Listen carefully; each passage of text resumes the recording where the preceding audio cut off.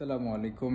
আমি ইউএসএআইডি নিয়ে একটু কথা বলতে চাই। United states agency for international development. USAID 1961 সালে জন এফ কেনেডি এক্সিকিউটিভ অর্ডারের মাধ্যমে এই সংস্থাটি একটা ইন্ডিপেন্ডেন্ট অর্গানাইজেশন হিসেবে এটা স্টাবলিশ করে এবং এইটা সেই আজ প্রায় কি বলবো যে ৬০ বছরের উপরে পৃথিবীর ১৩০ এবং তারও বেশি দেশে কাজ করে যাচ্ছে এবং হিউম্যানিটেরিয়ান অ্যাসিস্ট্যান্স হিউম্যানিটেরিয়ান ডোনার হিসেবে ইউএসএআইডি এটা নাম্বার 1 এবং প্রত্যেক বছরের আমরা যদি বাজেট দেখি তাহলে এইটা মোরাললেস $40 বিলিয়ন ইউএসএআইডির সাময়িকভাবে স্টপ করা এটার অর্থ মানে হিউজ ইম্প্যাক্ট আফ্রিকাতে, এশিয়াতে, ল্যাটিন আমেরিকা, মানে অল ওভার দ্য ওয়ার্ল্ড। এখানে আমরা যখন ফুড অ্যাসিস্ট্যান্সের কথা বলি যে হিউম্যানিটেরিয়ান সাপোর্টগুলোর মধ্যে সবচেয়ে যে বড় ইম্পর্ট্যান্ট একটা ফ্যাক্টর যে লাইফ সেভিংস ফুড অ্যাসিস্ট্যান্স, এরপরে হেলথ কেয়ারের ক্ষেত্রে medical support, HIV AIDS, malaria এবং আরও অনেক কমিউনিকেবল ডিজিজ আছে যেগুলোর আসলে সাপোর্ট এই ইউএস গভর্নমেন্ট করতো।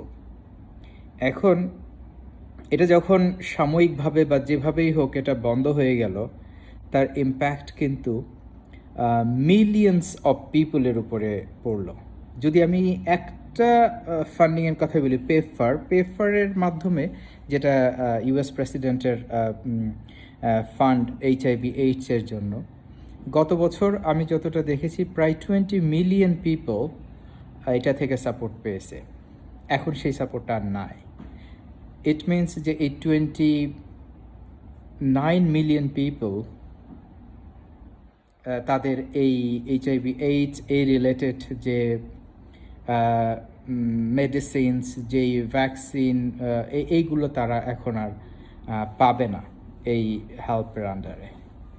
তো এখন এবার যদি আসি যে কত লোক আসলে আনএমপ্লয়েড হলো, শুধু ইউএসএআইডিতেই দেখা যাচ্ছে যে গত কালকেও ইউএসএআইডির ওয়েবসাইটে দেখা গেল যে সেখানে থাউজেন্ডস স্টাফ তাদেরকে অ্যাডমিনিস্ট্রেটিভ লিভে পাঠানো হয়েছে এবং যারা আমেরিকার বাইরে যারা অ্যাসাইনমেন্টে আছে তাদেরকে একটা নির্দিষ্ট টাইম লাইন দিয়েছে, সেই টাইম লাইনের মধ্যে তাদেরকে দেশে ব্যাক করতে হবে।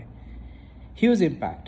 এবং আপনি যদি প্রজেক্ট ওয়াইজ চিন্তা করেন তাহলে even country like Bangladesh, Pakistan, India এবং আরও more than hundreds of countries, যেখানে more than hundreds thousands people তারা আসলে কাজ করতেছে ইউএস ফান্ডেড প্রজেক্টসে, তারা সবাই আনএমপ্লয়েড।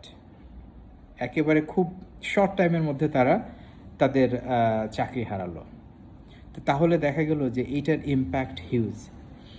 এই ইউএসএআইডিটাকে আসলে আমেরিকান গভর্নমেন্ট তাদের সফট পাওয়ার দিয়ে, যেটাকে তারা ইনফ্লুয়েন্স করতো সারা ওয়ার্ল্ডকে, এটা একটা তাদের সফট পাওয়ার টুল ছিল এবং এটার দ্বারা অনেক হেল্পফুল হতো। আমি যদি সাউথ সুদানের কথা বলি, যে সাউথ সুদানের গত বছরের যে হিউম্যানিটেরিয়ান রেসপন্স প্ল্যান ছিল, সেই প্ল্যানের বাজেট ছিল $1.8 বিলিয়ন। তো $1.8 বিলিয়ন মধ্যে যদি দেখা যায় যে সিকিউরড হয়েছে মনে করেন যে 800 মিলিয়ন, বাকিটা আসলে ফান্ড সিকিউরড হয়নি। এই 800 বা 900 মিলিয়ন ডলারের মধ্যে যদি বলি ইউএস গভর্নমেন্টের কন্ট্রিবিউশন কতটুকু, তাহলে দেখা যাচ্ছে যে এই 900 মিলিয়নের মধ্যে মোর দ্যান $500 মিলিয়ন শুধুমাত্র ইউএস গভর্নমেন্টের থেকে আসে। এবং অন অ্যান অ্যাভারেজ আমি দেখছি যে 2011 সাল থেকে 2023 সাল পর্যন্ত অন অ্যান অ্যাভারেজ ইউএস গভর্নমেন্টের কন্ট্রিবিউশন সাউথ সুদানে অ্যাভারেজ $600 মিলিয়ন $500 to $600 million, এবং যদি সেকেন্ড লার্জেস্ট ডোনারের কথা বলি এই সাউথ সুদানে, সেটা হবে ইউরোপিয়ান ইউনিয়ন। তাদের অ্যানুয়াল কন্ট্রিবিউশন কত? Less than 200 million.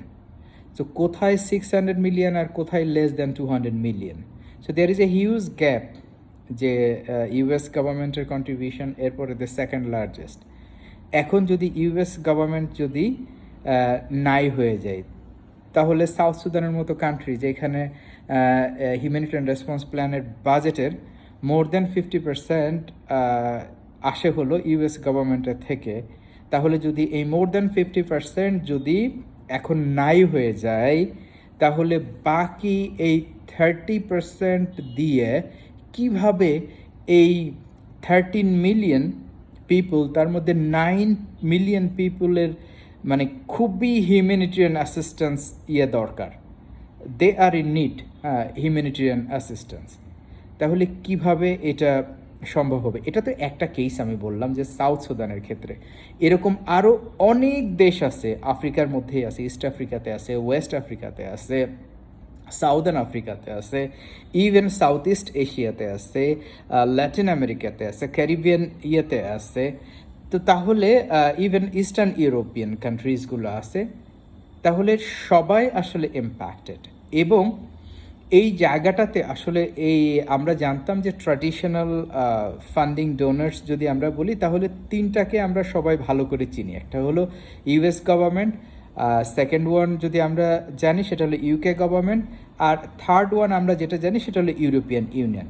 এই তিনটা হলো মানে খুবই বড় পরিসরে তারা সারা ওয়ার্ল্ডে কাজ করে হিউম্যানিটেরিয়ান এবং ডেভেলপমেন্ট ফিল্ডে। এখন এই তিনটার মধ্যে সবচেয়ে বড় হলো ইউএস গভর্নমেন্ট, তাদের কন্ট্রিবিউশন। ইভেন ইউএনের যত কন্ট্রিবিউশন আছে, ইউএনের more than 40% contribution entire UN, সেটা পিস কিপিং বলেন, even humanitarian and development support বলেন, এন্টায়ার সাপোর্টে হচ্ছে মোর দ্যান 40% সাপোর্ট হলো ইউএস গভর্নমেন্ট থেকে আসে। তাহলে এখন আপনারা বুঝতে পারতেছেন যে কত বড় একটা ক্রাইসিস অলরেডি তৈরি হয়ে গেছে এই ট্রাম্প অ্যাডমিনিস্ট্রেশনের এই অ্যাডমিনিস্ট্রেটিভ এক্সিকিউটিভ অর্ডারের কারণে, যে ইউএসআইডিটা এখন টেম্পোরারিলি এটা শাটডাউন করা হচ্ছে। এবং আরও ইন্টারেস্টিং ব্যাপার হলো যে এটা যে ইলন মাস্কের যে নতুন রেসপন্সিবিলিটি, যেটা হলো গভর্নমেন্টের এফিসিয়েন্সি ডিপার্টমেন্ট, সেই ডিপার্টমেন্টের আন্ডারে তার আসলে এখন ফুল কন্ট্রোল ওখানে দেওয়া হচ্ছে। এবং এটা খুবই ইন্টারেস্টিং যে ইউএস এভাবে করে তার ইনফ্লুয়েন্সিং এজেন্ডাটা তারা বাস্তবায়ন করতো। এখন এই জায়গাটা এটা একটা গ্যাপ তৈরি হলো। এই গ্যাপটা who will cover this gap? এটা হলো big question. Is it China? Is China fully ready to take this opportunity? আমার কাছে মনে হয় যে কারণ চায়না গ্রোয়িং, ভেরি গ্রোয়িং, তো তারা হয়তো বা যদিও ইউএস গভর্নমেন্টের মতো ওই পরিসরে পারবে না। কারণ আমি যদি ইউএস ইকোনমির কথা বলি, যে US economy $26 trillion economy, Chinese economy the second largest economy, যেটা 17 trillion economy, but China is growing very fast.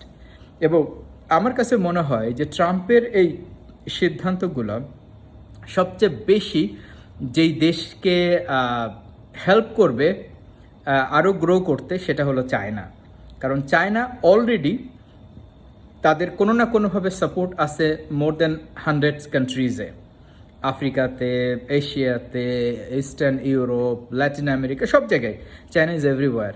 তো তাহলে চায়না এবং রাশিয়া এই অ্যালায়েন্স, তারা কিন্তু এইটাকে একটা অপরচুনিটি হিসেবে নিবে। তো ultimately American first agenda is not benefiting actually the American people. It will benefit China, Russia, Iran and other nations. Thank you.